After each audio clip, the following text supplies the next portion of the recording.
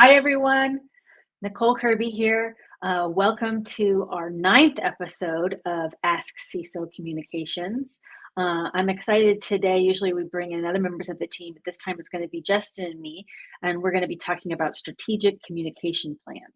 So I hope you'll also go back and check out some of the other webinars we've done. We've talked about websites, storytelling, crisis communications, branding, enrollment marketing, public engagement, graphic design, and elections. But again, today we're going to talk about communication plans. Before we kick off, let's tell you who we are. We are the Center for Effective School Operations, or CESO. We provide support services to school districts. And we're part of the communication team for CESO, but CESO also has transportation, finance, HR, and technology services divisions. So, Justin, you want to join me? Good morning. How's it going? Good, you? I'm doing good. You know, the basketball playoff or the tournament's just wrapped up. Baseball's rolling. NBA playoffs are starting. Weather's getting better. It's a good time of the year, and we're just inching closer and closer to a little bit of summertime. So it's my favorite time of the year. Absolutely. So I'm ready for it. Me too. My KC Current are undefeated in women's soccer, so life is good. Awesome. Well, I'll tell you a little bit about the show. The format of this show is a Q&A. It's just a conversation. So if you are watching live on YouTube and you have a question, throw it into that live chat over there. We'll be keeping an eye on that throughout the show. We're going to start with some questions that we commonly hear from clients. And then at the end, we actually do have a couple questions from some of our friends around the country. They've submitted some good ones this time. So I'm excited to talk about them and talk about strategic communications. It seems to be a topic I've talked about a few times this week. So it's going to be a good one today. It is going to be a good one. I've actually been talking about this to Mospra, Canspra, and Icebra, Iowa in the last few weeks. So I feel like I've been really having my brain in this space as well. Let me tell people who you are, and you can tell people who I am, and then we can start answering the questions. So Justin is a former educator. He worked for 8 years in school communication departments in the Dallas-Fort Worth area in Texas, and he joined us in CESO as a communication strategist in July of 2022. Yes, we're coming up on 2 years. Oh, you. If you can't see, we just had a lovely reaction that my computer did. He's been recognized by NSPRA and TSPRA for his work in social media and video production, and he won the 2020 TSPRA Bright Idea Award for his podcast, School PR Happy Hour. Recently, he also won the TSPRA President's Award. Yeah, that was a big surprise, so that was fun. Well, Nicole Kirby, she is a senior strategist for CESO Communications. Before joining CESO in the fall of 2022, she was responsible for communications in a district in Kansas City, Missouri for 23 years. She has served as NSPRA president in 2021, 2022, and she served as MOSPRA president 20 years ago. She earned the NSPRA Gold Medallion Award, the NSPRA Frontrunner Award, the NSPRA Learning and Liberty Legacy Leader Award. That's a lot of L's. And the MOSPRA Professional of the Year Award and the MOSPRA Distinguished Service Award. Okay, that's a run. And she's here to talk to me today. So yeah, we're going to have fun. All right. Well, let's talk about planning. So one of the things that we hear a lot from people is that they tell us that they don't have time to make a plan. And I like to respond to that they don't have time not to. Great. So my favorite author, one of my favorite authors, as you know, we share this in common, is Brené Brown. And she says, imperfections are not inadequacies. They are reminders that we're all in this together. And I like to share that when we're talking about communication planning, because I know for me, when I first started out thinking about needing to do a communication plan, I was super intimidated and felt like I had to do it perfectly. So I like this quote about imperfections are not inadequacies, because we can do some of what we're going to talk today about the 4-step communication planning process, and some is better than none. We are smart people in school communications, and we can probably get away with a lot just by winging it.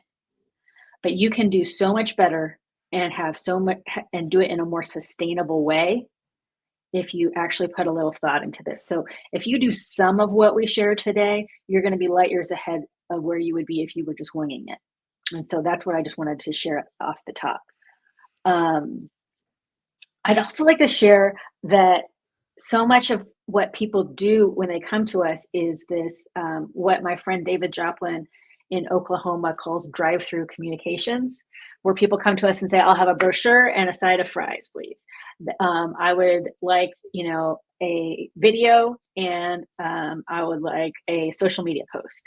And so they're skipping several steps in the process that are really important to communicating well and communicating strategically. And so we're going to take you through some of that today, to know what they've skipped and why that's important. As Nipsey Hussle says, sometimes you have to take 2 steps back to take 10 forward. You've got to back people up in this process and remind them why it's important to figure out what the issue is, figure out what you're trying to accomplish, figure out who you're talking to, figure out what success looks like, and do all that before you decide how you're going to tackle the issue. And there's several benefits to a plan. And it's mainly focus, alignment, and order. And focus is interesting because it allows you to say no. Because you can identify the things that you're going to put in your plan that get you to your goal, that move the needle. And if you can agree to those with your superintendent, make sure that these are, as we say, aligned with the superintendent's priorities, then you can identify, here's what we're going to do because we know this will be effective, but we're also going to decide that here's what we're not going to do. So there's probably a lot of things that we're doing in school districts across the country that we're doing because we've always done them, but maybe they aren't moving the needle or getting us to our goals. And this is an opportunity to think through that and not just think about what we are going to do, but also think about what we're not going to do. That alignment piece I just mentioned is important. We got to make sure everything supports our district strategic goals. What's your strategic plan? What are your superintendent's priorities? Sitting down and asking them about that.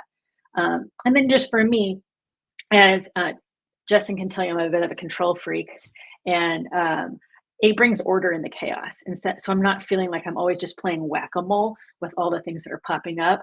There's always still going to be that. That's just the way it is working in a school district. But this gives you a little bit of order in the chaos that you've thought through how you're going to deal with these big issues, and what your plan is going forward. I think for me in the multiple districts I've worked in now with CESO communications, the biggest thing was it felt like it gave like a spine to the book. If you look at it so you've got all these pages that are just crazy all over the place, but when you put the spine to it, they stick together, and now there's a cohesive book. I remember when I went to my second district, I remember probably the third day there. Well, Justin, you want to do this, but where is it in this plan? And then after that, that was just a communications plan. Okay, now where is it in the strategic plan? Oh, so I've got to find multiple places that validate why we need to make this a priority, or is this something that needs to fall when there's space? So I think that the biggest benefit that I've seen from working off a plan and having a plan in place is exactly what you said. It gives you a chance to say no to some things that might not be a priority for the overall district. As the video guy, my first 4 years in school PR, I can't tell you how many times someone came and said, we want to do a lip dub. That's when they were super popular, like 8 years ago. We want to do cute, but they're great. And if I have time to do it, I would love to do it. But if we're in the middle of a bond election, it's probably not the time to do a lip dub for me. And maybe I can train you on how to do it at your campus with your equipment, and we can watch it together. That's a good way to handle that. Yeah. Like, hey, I'm going to train you on how to do this, and then I'll coach you, but I can't be a part of it because we've got 36 other things that are priority right now based on what's going on in the district. So I think just having that plan is huge because it's evidence, it's receipts to step back and say, here's what I'm working on. And that's kind of where I'm at. And which one of these needs to come off for years to go on? That's the question I loved, was 100%. Which of these needs to move down so that this can move up? Because something's got to shift. Right. We've identified our priorities. So now if we need to shift them, we need to have a conversation about that. Yes. Exactly. Okay. So there's 4 steps in a communication plan. And the first one is research. Justin, why is it important to conduct research? Personally, I feel like if you don't have research, you don't really have a plan because you don't have something to lean back on. You don't have something to explain why you're doing something. Research helps us identify so much of what we do every day in our profession. A lot of times, and we'll talk about it again a little bit later, but a lot of times people skip straight to step 3 because that's kind of the fun one. I'm doing air quotes if you're listening. It's the fun one. It's the doing. It's the social media. It's the snazzy videos. But if you don't know who your target audience is, and you don't know how they absorb their information, you don't know the trends and patterns that they use. Are they still on X? Are they revolting against Twitter? Are they listening to Facebook? Have they jumped to TikTok? Do they want email? Do they want mailers? I mean, we recently had a client who the survey said, as always, email was the most efficient way to get a hold of them. But number 2 was mail, like physical postcards in the mail. And we used that in the plan and it worked. Also, I think research, you may walk into a situation and think you have, oh, this is the problem we're trying to solve. These are the pain points. But going through the research shows that you were a little off. You were 1 degree off, which made you way off in the end. And you can bring it back to the research says this is the issue. There's misinformation that we need to solve. The issue is we're not marketing against. We want more kids, but the actual problem is we aren't actually marketing ourselves. That's a way research opens things up, and it gives your plan a path to move down. We learn from research what works and what doesn't work with our audience. So if you look at a bond election, you do your research in the front end, go through the whole thing, do the evaluation. You're actually already doing research for the next time, and your audience is going to change, and the way they take things in and the way they consume is going to change. If you just look at the last year and a half on just social media, massive change. When I was in the last district I was in, Twitter was king. Not anymore. Twitter doesn't exist. It's now called X. But yeah, there's shifts that you have to pay attention to.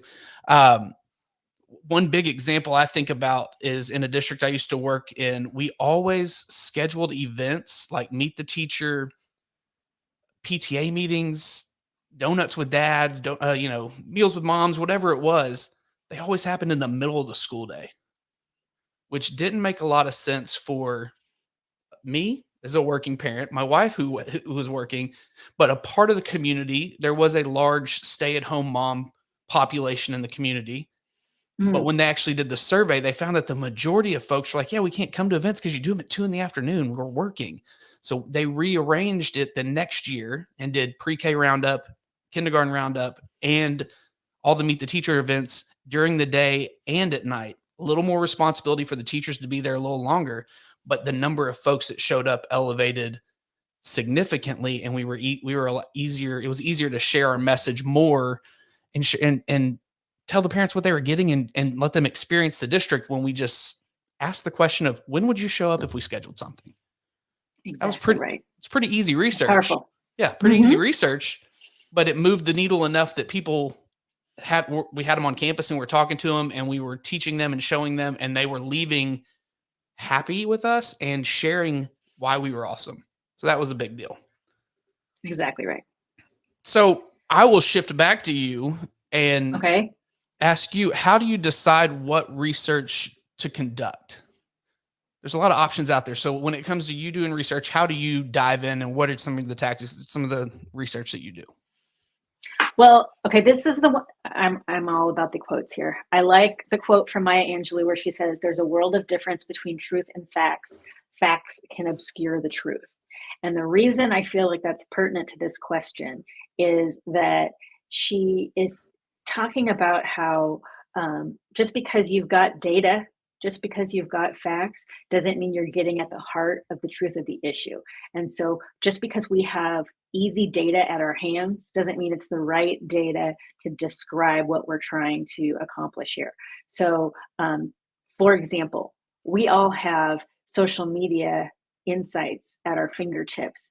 Great data right there for us and measurable. But it more describes what Mark Zuckerberg is trying to accomplish than it does what we are trying to accomplish in our school districts. And so it's not a very good descriptor for the things that we're looking at, the situations that we're in. And so there are other good options. So Justin is well on his way to earning his APR, and so he's been studying a bunch of this stuff. But like some of the key things to know about research is there's a difference between primary and secondary research. Primary is the stuff you get yourself. Secondary is when you go find somebody else's data. Formal and informal research. Formal stuff follows the scientific rules that says I have a random sample and now I can extrapolate out and say the whole community believes this within a certain margin of error. That informal, unscientific stuff is stuff that it's still valuable, but it can't be extrapolated out. I can't say with confidence that the whole community believes this or the whole sample size believes this. Then there's the quantitative and qualitative. So quantitative is the stuff you can measure. Qualitative is the stuff that gives you a little bit of the answer of why. So for example, somebody might do a quantitative survey and find out 70% of people believe X, and then they might do a focus group to get some qualitative feedback to say, why do people believe X? What's up with that? And so some of the ways that people do that, some of the common research tools, focus groups, a lot of times people bring us in to do those because they like to have outside people, but it doesn't have to be CESO. You could have a neighboring school district, school PR person help you out. Interviews, the one-on-one, best case scenario, we talk to each person individually and really get their thoughts, but that's not always possible. Sometimes it's preferable. So it's one of those things where I heard a school attorney once say that she wished she could have a tattoo on her arm of "it depends," because the right kind of research depends on what you're measuring, what you're trying to find out. And so having all these different things in your toolkit, like online surveys and phone surveys, and understanding that an online survey is probably great if your sample is parents and staff or even students, because you've got all those folks and you've got their emails. But if you want your whole community and you want to know all of those older folks who are voting in every election, then that's not going to be quite as effective, and you may need to do a phone survey where you can have that scientific data to lean back on. And then I'd like to take all of that data that I get from all of that research and analyze it. And so one of the tools that's nice for that is a SWOT analysis. So your strengths and weaknesses are the positive, or your strengths and weaknesses are the internal things, and your opportunities and threats are the external things. And we go through and we say, based on all of the information that we got from our surveys and our focus groups and our literature reviews and our, you name it, we can tell that these are the issues that we have. These are the things that are working in our favor, and these are the things that are working against us. And taking the time to do that analysis really helps you move on to the next step where you say, what am I going to do about all of this research I just got? Which takes us to the next step. Yeah, it takes us into planning. And if I'm going to be vulnerable for a moment, this is the part that leading in the APR process that I've been going through is the part that me and you have had conversations about, because I get a little confused in it, and they all kind of sound the same at times. And and then you kind of dive into them, and this is all about planning and objectives, goals, tactics. So talk to me a little bit about what does the second step of the process, which is planning, what does that entail? What does that look like? Well, this is the part. So again, another quote for you, Dwight Eisenhower: "In preparing for battle, I've always found that plans are useless, but planning is indispensable." He was talking about when he was a general going into battle, but this applies to everything that we're doing as well, because once you've identified what is the issue, what am I trying to accomplish, what does success look like, then you can, with confidence, flex your plan. Because even though maybe that your to-do list of items that you've decided that are going to get you there has to change for whatever reason because life happened, you still know what you're trying to accomplish, and so you know what your true north is and what you're pointing back to here. So this is kind of one of the key pieces of the process. And for those of you who Justin, are working on your accreditation in public relations or your APR, we're going to use that kind of vocabulary that we use in that process. So let me tell you, like the big picture is your goals. And a lot of people have heard of goals as being SMART goals, but this is not the specific, measurable, attainable, realistic, and time-bound piece. That comes later. Goals are the big picture statements of what you're trying to accomplish. These are often really broad, maybe somewhat vague. So we're working, one of our clients is the Cooperating School Districts of Greater Kansas City, and we're working on a storytelling campaign to build support for public education. And that's the goal. The goal is we will build support for public education in the Greater Kansas City area. And so, like, that is the big picture. For my folks who, like me, are former reporters and we are familiar with the inverted pyramid, these things kind of are in this hierarchy that's like an inverted pyramid. And the big part at the top is the goals. And after that comes objectives. And the objectives are the SMART things. These are the things that are specific, measurable, attainable, realistic, time-bound. And this is where I like to, I like this book. It's one of the Covey books, The 4 Disciplines of Execution. And they talk about formulating goals in this from X to Y by when format, which is a nice way of doing it. You don't have to do it that way, but I like it. And it is a way of making sure that we know what success looks like because we can measure it. And we know when it's going to happen. The other important thing to think about with objectives is what exactly are we choosing to measure? This kind of gets back to that Maya Angelou quote. And so this is where we talk about outputs versus processes versus outcomes. And these are kind of in order of how valuable they are. Outputs are the least valuable, outcomes are the most valuable.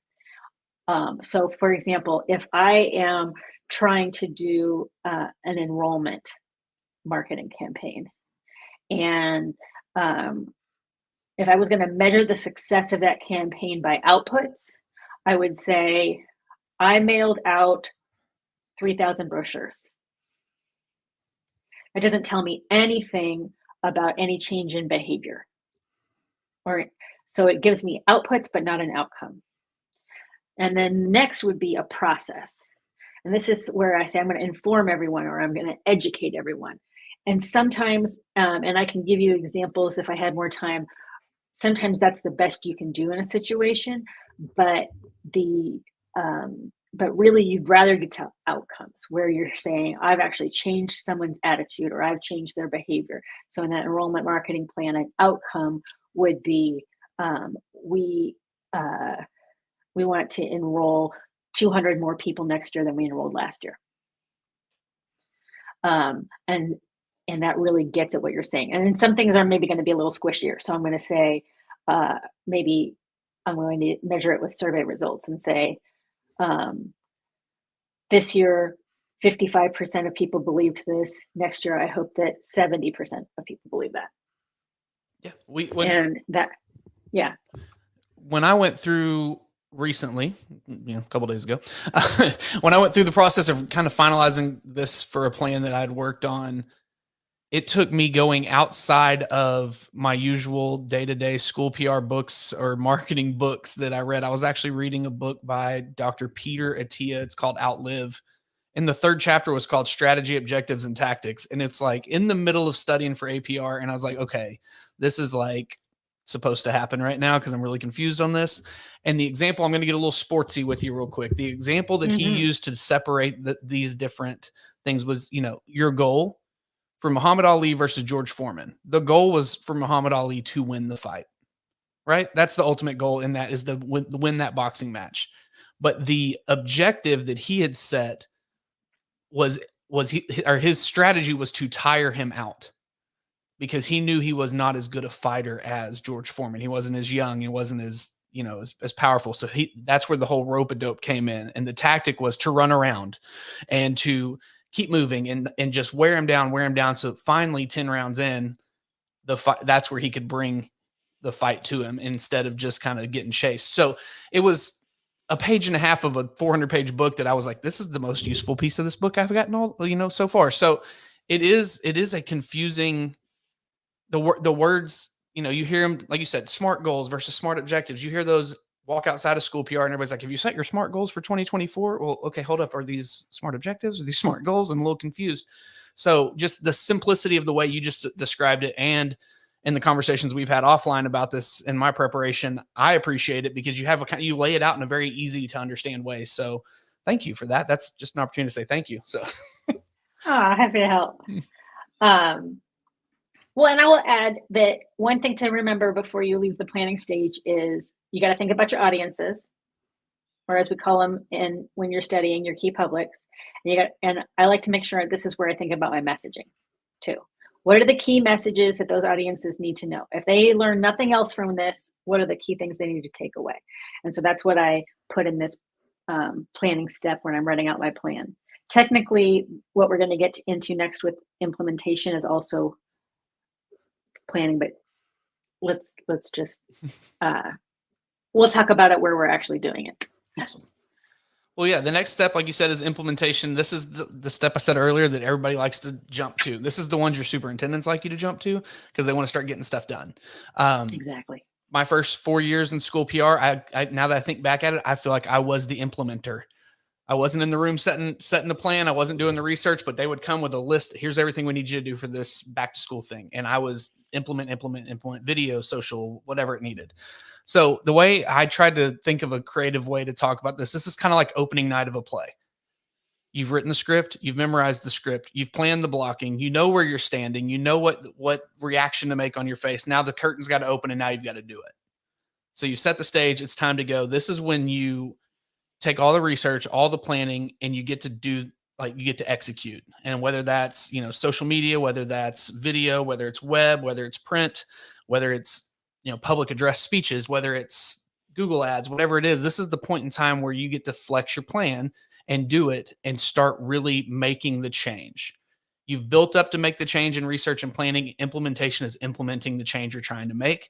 And you can do that across multiple delivery mechanisms, whether it's visual, whether it's through social, whether it's, your superintendent giving a speech, whether it's letters home, whatever it is, you have the power now to get after it, honestly, and showcase what your research showed and start moving the needle in the direction that you are trying to based on your objectives that you've set.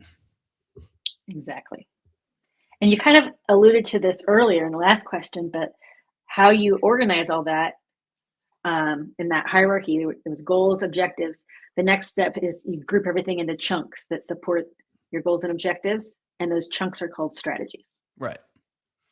So all the stuff you just said can be grouped into things like informed parents or external communication or whatever makes sense for what you're doing, but it depends.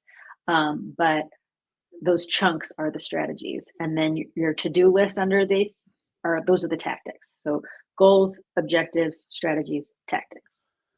And that's another piece of the puzzle that it took me a while to learn the difference between. But I think once I think that the fun part is the discussions that we have on our team when it comes to strategies. What is a strategy? There's a very fine line between what's a strategy and a tactic. And it really is the approach of how you take the approach you take to initiating it and to implementing it. Exactly. So having those conversations as you're building the plan with somebody else is very helpful because I can get into my zone. And then, I've done it with you. I've sent you a plan. You're like, Justin, these are backwards. Like you have these a little backwards. It's okay.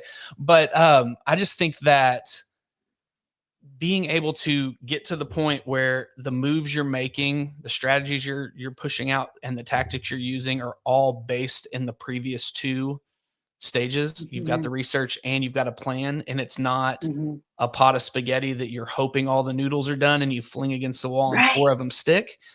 Now it's a planned approach of there's a reason we sent 4 district mailers out to everybody in the district during a bond election. There's a reason that they got email newsletters the week before, because the survey and the research showed that emails and mailing were the top 2 ways to reach people, to get them to pay attention to it. It wasn't just here's all 40 different ways we can communicate. Let's do all 40 of them. It was, okay, which of those 6 are going to be most effective, and how do we use them in this community, in this timeline, in this event? Because it may look different for a bond election than it does for student enrollment or staff recruitment. Exactly right. Well, let's move on to our final stage, and then we'll hit some questions from some of our friends. Oftentimes people get to implementation, they do it, they're pumped because they're rolling, and then, okay, let's move to the next one. There's a 4th stage that you really need to pay attention to. It's an important stage. So why shouldn't you just blow past or just skip the evaluation stage? Okay, so you were vulnerable earlier, and I will be now. This is the part I've been guilty of skipping, and you can't do that. I had to really build in processes into my calendar to make sure I wasn't skipping this, that we were bringing it up at the annual planning retreat, that it was part of a monthly meeting, because otherwise I would just go, okay, finished implementation, moving on, life is too full, I don't have time to think about how that went. It went fine. And so part of this is the obvious, that you've got to say, hey, did I hit the target we set in the measurable objective? But there's lots of other things you can look at to say, what worked for this audience? What didn't work for that one? You kind of alluded to this, Justin, when you were talking about research, about you do that at the beginning. But Abby Wambach says the lessons of yesterday's loss become the fuel for tomorrow's win. And she should know, she's a world champion soccer player. But I like this for planning because it puts the evaluation from this cycle of the plan, you move that as research in the next cycle of your plan. And everything we do in school communications is cyclical. We're all in this calendar year cycle, and we're doing all these things annually. And even if it's something hopefully that we don't do every year, like redistricting our attendance boundaries, you're still learning from the public engagement that you did in this situation, things that you need to know for the next one. What worked for these families? What didn't? What did they want and what did they not get, so we can do better next time? And so those after action reviews, as they're sometimes called in other industries, are so key to making sure that we do well going forward. So don't skip this step. Don't do what I did. Make sure you don't skip this step. And I agree with everything you said there. I think there's a second part of it, is it shows that your hard work was worth it. I mean, if the plan worked, you can look back and say, you know what, we put a lot into this plan, and we put a lot of effort into all the steps, and the evaluation and the data that we received at the end shows that we did a good job, and we were on the right track. We're never gonna have a perfect plan that we're gonna come out and say, oh yeah, we hit everything perfectly. But at least it's a motivator for the school PR person to say, okay, what I'm doing and the things I'm seeing are working, but also at the same time, the goals and the ultimate goals, the objectives that you had are progressing in the right direction. But it's also nice to know your work is impactful and making an impact as well. So I think it's twofold. Yes, it's starting your research for the next project and showing and finding things, but it's there to give you a little pat and say, hey, if it worked, you did the right job. If it didn't work, it's okay, where did we mess up and how can we change it on the next one? Where did we miss? Where were we 1 degree off? So that's why I enjoy evaluation, because sometimes you need to be told, like, you need to see the numbers that say, hey, good call. Right. Yeah, that validation is important. Yeah, so let's move into some questions from some friends that we have from around the country. I'm going to throw this first one to you. It's from our friend Mike Atkins at Ector County ISD here in Texas. The long form of his question is, do you recommend prioritizing those things we are doing fairly well and improving those, or give attention to those things that are underdeveloped and improving them? There's only so much time and manpower each year. What should be our immediate emphasis? This is such a good question for everyone. I'm going to start by being specific to Mike in Ector County. But I think that this really will apply to everyone because we all have rich, full lives, and it is um, there's never enough time in the day and enough people to do all the things that we would do if we could. Um, for Mike in Ector County, they asked us to come out and do a communication audit. And part of that, we did a baseline communications assessment. And in the report we gave them, we prioritized things to do now, do soon, do later. So that gives them a good first start. That's a good tool in your tool bag if you want to do that as research. So for him, he's already got some things that are prioritized. Some things people might want to consider for their research, but you don't have to do it that way. What you do have to do is understand, as we talked about with kind of the benefits of the thing that gives you focus, is to identify, given the money that we have this year, given the people that we have this year, given the time that we have this year, what are we going to accomplish this year? So you have to prioritize that. And that's also going back to what we talked about alignment. Given that these are our strategic goals, given that this is what the superintendent is most concerned about, given that this is what as our community had told us in our research, these are the things that need to come first. And that's what helps you decide what the priority is. But you're absolutely right, Mike. You can't do it all at once. And so certain things you're not going to be able to set aside. The whirlwind keeps whirling, but you can identify your priorities for this year, and maybe you stage this. Maybe you say, these are the things for this year, these are the things for next year, and these are the things for the year after that. And again, you can flex that depending on what happens when life hits. I do think it's important to say that, you're building this plan, you're setting your priorities for the whole year. So this is, let's say, a comprehensive communication plan for 2024, 2025 that you're going to kick off in August. It's a living document. What you write down in August may not be the priority that still sits there in January when you come back from the holiday break, because there could be something interesting that happens between between starting the plan and continuing. So that is a living document that, yes, things can move up, things can move down. You may say year 2 priority is this, but a trend that popped up in November shows, hey, that becomes a year 1 priority, but what changes? It can't just add to the list. It's got to be, okay, where are we shifting things?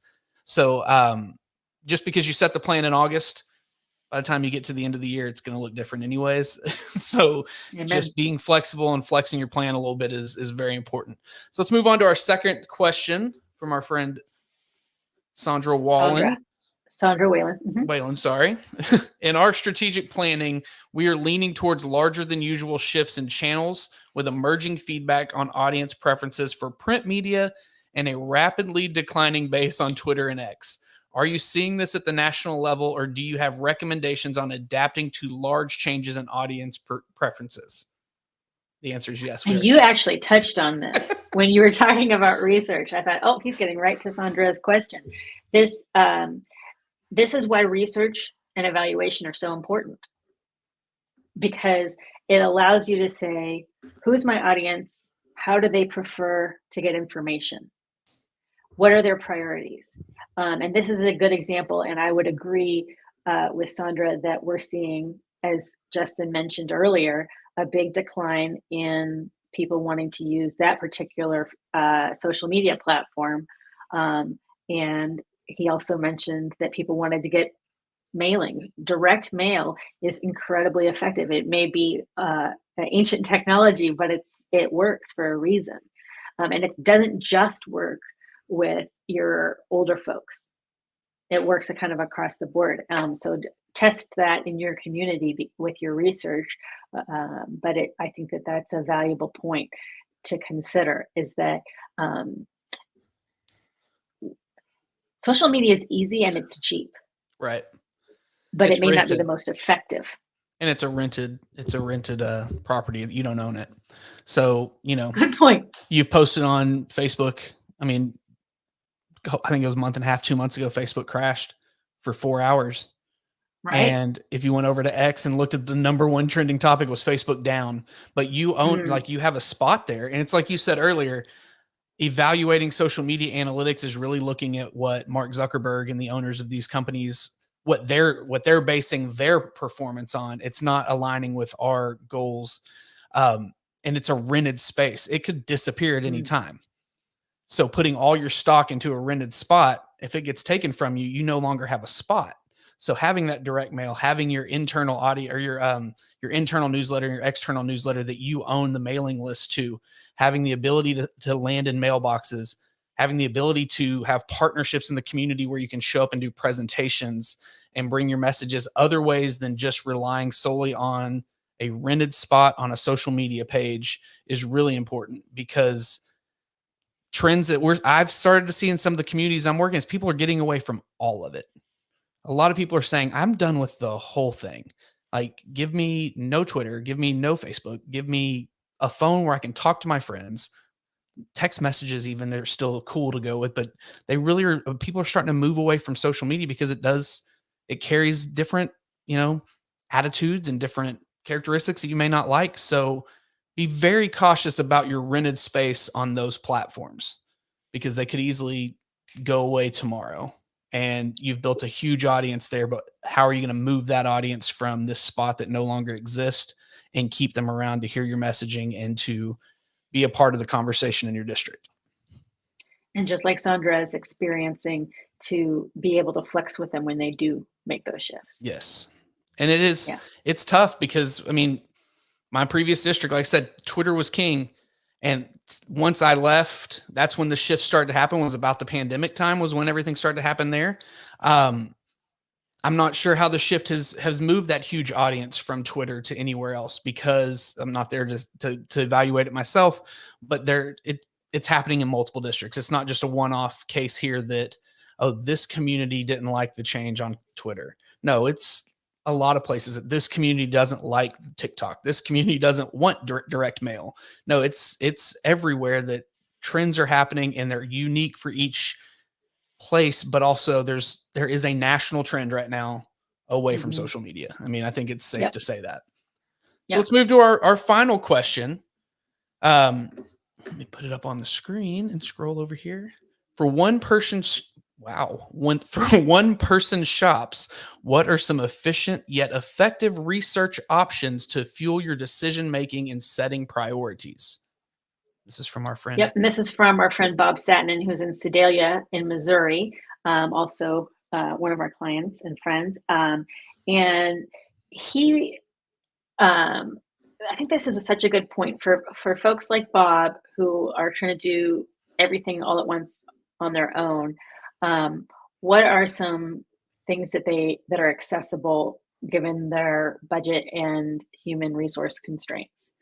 And this is where, when we talked earlier about a phone survey might be really great for the community, but it's expensive.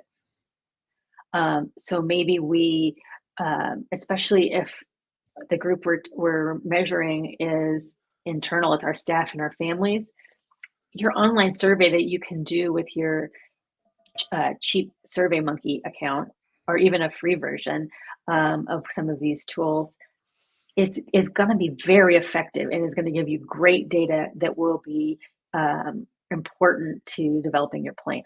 So develop an online survey. Focus groups can be conducted yourself. If you can't afford to bring in a CESO communications to conduct your focus groups, ask your colleague in the next district to come in, so that you've got somebody from outside the district that people are more willing to be open with in that focus group. Have those individual conversations, to have those interviews. It's all valuable. You just need to know the limitations of the research method that you chose. So if you say, I can't afford to do or I don't have the time or the capacity to do a phone survey before my big election in the community, then you need to know that might not measure as many of the seniors who aren't connected to your schools but are voting in the election. So that's going to be limited data. Right. So you just have to know that going in.